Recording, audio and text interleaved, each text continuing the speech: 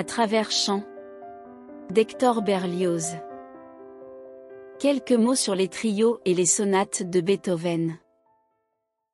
Il y a beaucoup de gens en France pour qui le nom de Beethoven n'éveille que les idées d'orchestre et de symphonie. Ils ignorent que dans tous les genres de musique, cet infatigable titan a laissé des chefs-d'œuvre presque également admirables. Il a fait un opéra, Fidelio, un ballet, Prométhée, un mélodrame, Egmont, des ouvertures de tragédie, celles de Coriolan et des ruines d'Athènes, 6 ou 7 autres ouvertures sur des sujets indéterminés, 2 grandes messes, un oratorio, le Christ au mont des Oliviers, 18 quatuors pour 2 violons, alto et basse, plusieurs autres quatuors et quintetti pour 3 ou 4 instruments avant et piano, des trios pour piano, violon et basse, un grand nombre de sonates pour le piano seul ou pour piano avec un instrument à cordes, basse ou violon, un septuor pour 4 instruments à cordes et 3 instruments avant, un grand concerto de violon, 4 ou 5 concertos de piano avec orchestre, une fantaisie pour piano principal avec orchestre et chœur, une multitude d'airs variés pour divers instruments, des romances et des chansons avec accompagnement de piano, un cahier de cantiques à une voix et à plusieurs voix, une cantate ou scène lyrique avec orchestre,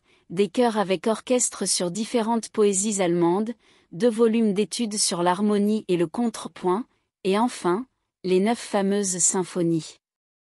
Il ne faut pas croire que cette fécondité de Beethoven ait rien de commun avec celle des compositeurs italiens, qui ne comptent leurs opéras que par cinquantaines, témoin les 160 partitions de Peziello. Non, certes. Une telle opinion serait souverainement injuste. Si nous en acceptons l'ouverture des ruines d'Athènes, et peut-être 2 ou 3 autres fragments vraiment indignes du grand nom de leur auteur, et qui sont tombés de sa plume dans ces rares instants de somnolence qu'Horace reproche, avec tant soit peu d'ironie, au bon Homère lui-même, tout le reste est de ce style noble, élevé, ferme, hardi, expressif, poétique et toujours neuf, qui font incontestablement de Beethoven la sentinelle avancée de la civilisation musicale. C'est tout au plus si, dans ce grand nombre de compositions, on peut découvrir quelques vagues ressemblances entre quelques-unes des 1000 phrases qui en font la splendeur et la vie. Cette étonnante faculté d'être toujours nouveau sans sortir du vrai et du beau se conçoit jusqu'à un certain point dans les morceaux d'un mouvement vif.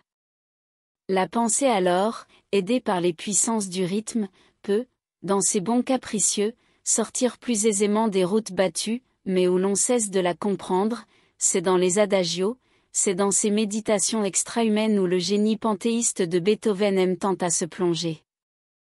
Là, plus de passion, plus de tableaux terrestres, plus d'hymnes à la joie, à l'amour, à la gloire, plus de chants enfantins, de doux propos, de saillies mordantes ou comiques, plus de ces terribles éclats de fureur, de ces accents de haine que les élancements d'une souffrance secrète lui arrachent si souvent.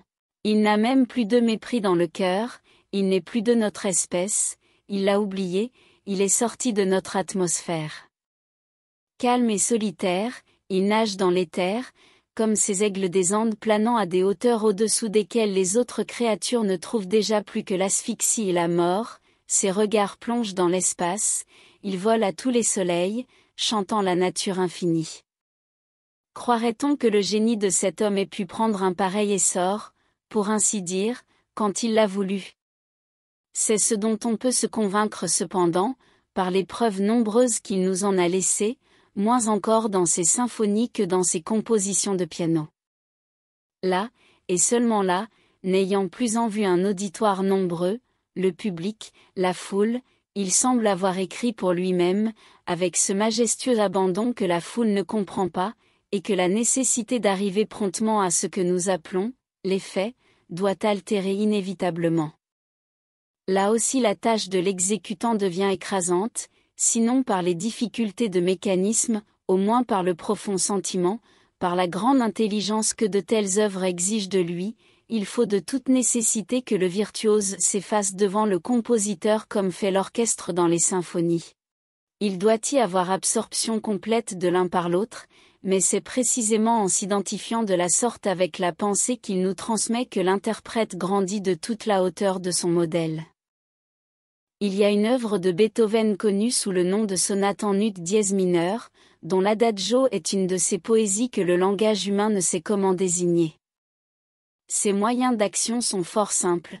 La main gauche étale doucement de larges accords d'un caractère solennellement triste, et dont la durée permet aux vibrations du piano de s'éteindre graduellement sur chacun d'eux. Au-dessus, les doigts inférieurs de la main droite arpègent un dessin d'accompagnement obstiné dont la forme ne varie presque pas depuis la première mesure jusqu'à la dernière, pendant que les autres doigts font entendre une sorte de lamentation, efflorescence mélodique de cette sombre harmonie. Un jour, il y a 30 ans, Liszt exécutant cet adagio devant un petit cercle dont je faisais partie, s'avisa de le dénaturer, suivant l'usage qu'il avait alors adopté pour se faire applaudir du public fashionable.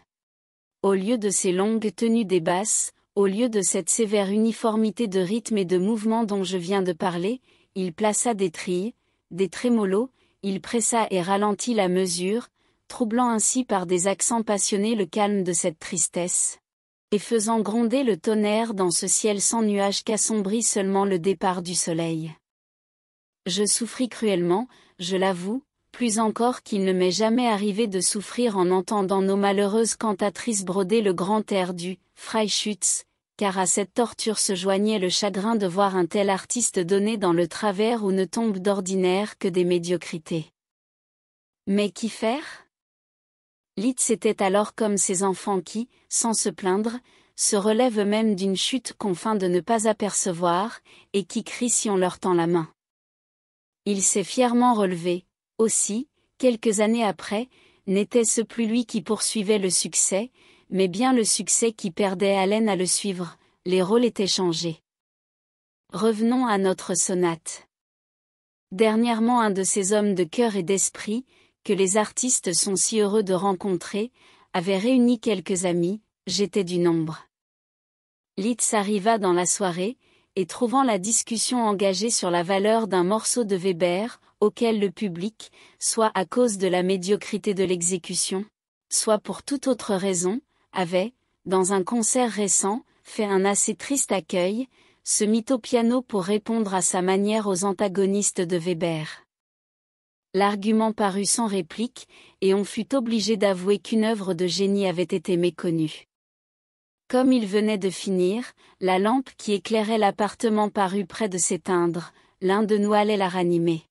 « N'en faites rien, lui dis-je, s'il veut jouer l'adagio en ut dièse mineur de Beethoven, ce demi-jour ne gâtera rien. » « Volontiers, dit Liszt, mais éteignez tout à fait la lumière, couvrez le feu, que l'obscurité soit complète. » Alors, au milieu de ces ténèbres, après un instant de recueillement, la noble élégie, la même qu'il avait autrefois si étrangement défigurée, s'éleva dans sa simplicité sublime.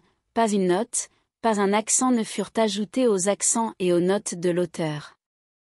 C'était l'ombre de Beethoven, évoquée par le virtuose, dont nous entendions la grande voix. Chacun de nous frissonnait en silence, et après le dernier accord on se tut encore, nous pleurions. Une assez notable partie du public français ignore pourtant l'existence de ces œuvres merveilleuses. Certes, le trio en si bémol tout entier, l'adagio de celui en ré, et la sonate en la, avec violoncelle, ont dû prouver à ceux qui les connaissent que l'illustre compositeur était loin d'avoir versé dans l'orchestre tous les trésors de son génie. Mais son dernier mot n'est pas là. C'est dans les sonates pour piano seul qu'il faut le chercher. Le moment viendra bientôt peut-être où ces œuvres, qui laissent derrière elles ce qu'il y a de plus avancé dans l'art, pourront être comprises, sinon de la foule, au moins d'un public d'élite. C'est une expérience à tenter, si elle ne réussit pas, on la recommencera plus tard. Les grandes sonates de Beethoven serviront d'échelle métrique pour mesurer le développement de notre intelligence musicale. Merci d'avoir écouté cette vidéo. Si cette vidéo vous a plu, vous pouvez vous abonner gratuitement à la chaîne Coin Livre Audio. N'oubliez pas de liker avec le pouce vers le haut. Vous pouvez aussi me laisser un commentaire.